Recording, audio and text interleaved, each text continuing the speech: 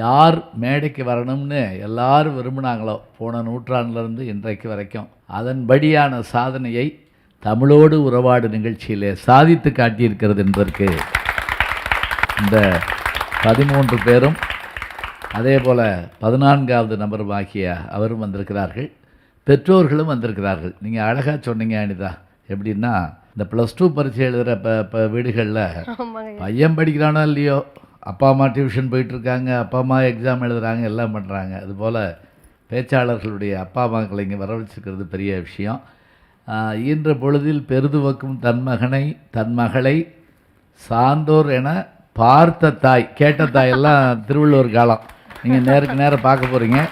அதனால் பெற்றோர்களுக்கு பெரிய வாய்ப்பு. உங்களுக்கெல்லாம் என்னுடைய வாழ்த்தை சொல்லி போட்டிக்கு வந்திருக்கிறவங்க வெற்றி தோல்வி இல்லாங்கிறது கவலைப்படாதீங்க. இந்த மேடைக்கு நீங்கள் வந்திருக்கீங்களா, இதுவே வெற்றி தான்.